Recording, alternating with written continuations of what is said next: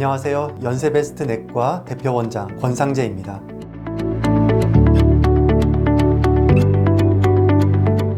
대상포진은 어릴 때 수두를 앓았던 사람의 몸에 남아있던 바이러스가 다시 활성화되면서 피부에 물집과 통증이 생기는 신경질환입니다.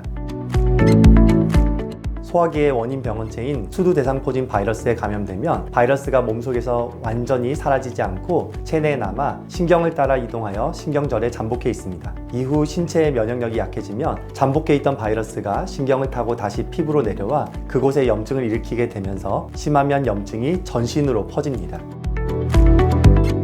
대상포진의 초기 증상은 감기 증상과 비슷한 오한과 발열, 메스꺼움, 피곤함이 주증상입니다. 몸 한쪽에 분홍색 또는 붉은 반점이 생기고 이 반점은 물집들이 생겨날 수 있으며 신경 경로를 따라 분포하며 발진이 있는 부위에 쏘는 듯한 통증을 느끼는 경우도 있습니다. 수포의 경우 시간이 지나면서 고름이 차고 딱지로 변하게 되는데요. 터지는 경우 궤양으로 이어질 수 있기 때문에 조심해야 합니다.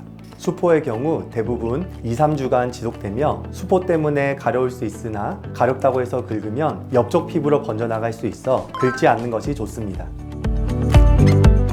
수두보다는 약하긴 하지만 그래도 전염성이 있는 질환입니다. 물집이 터진 진물에 접촉을 한다거나 공기중으로 전염될 수 있기 때문에 조심해야 합니다. 바이러스가 수포 안에 들어있기 때문에 만약 수포가 가라앉아서 딱지가 생긴 경우라고 한다면 이때는 대상포진 전염성이 거의 없는 편이라고 할 수 있습니다. 하지만 임산부의 경우 대상포진 바이러스에 노출되었을 때 태아 또한 위험할 수 있으며 선천성 이상을 갖고 태어날 위험이 있습니다. 그렇기 때문에 임산부의 경우 대상포진 감염자와 접촉을 했을 때 대상포진 검사를 꼭 받아야 합니다. 신경절을 따라서 나타나는 피부 병변을 확인하여 진단합니다. 대상포진은 피부에 나타나는 병적인 변화가 매우 특징적이므로 증상을 관찰하여 임상적으로 진단할 수 있습니다. 이는 몸통, 얼굴, 팔, 다리의 몸 한쪽에서만 혹은 띠 형태로 나타나게 됩니다. 또한 일반적으로 심한 통증을 동반합니다.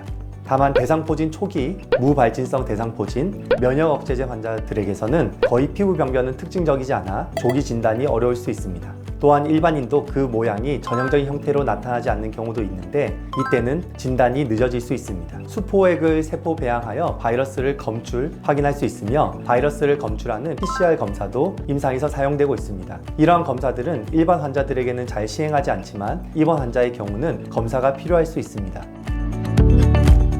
대상포진은 초기 치료가 가장 중요합니다. 피부 발진이 시작한 후 72시간 안에 항바이러스제 치료제를 주사해야 급성 통증과 합병증을 줄일 가능성이 높아지기 때문에 3일 안에 치료하는 것이 중요합니다. 그러므로 전조 증상이 있는지 잘 확인하고 특히 통증이 있는 몸통이나 이마 부위 한쪽에서 생기기 시작했다면 신속한 의료기관 방문을 권장합니다. 그 외 치료에는 약물 치료와 신경 치료가 있습니다.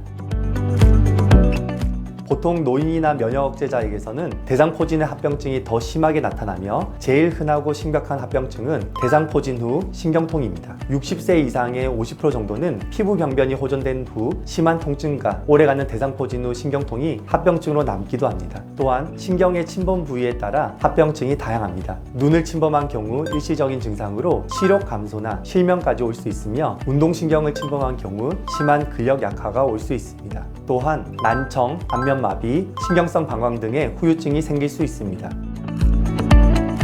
대상포진을 예방하는 방법으로 가장 중요한 것은 건강을 유지하는 것입니다. 만성질환이 생기지 않도록 조심하며 규칙적인 운동과 균형 잡힌 식단을 통해 면역력을 강화시키는 것이 중요합니다. 또한 과도한 육체적, 정신적 스트레스를 주의하며 고령일수록 예방접종을 받는 것을 권고드립니다.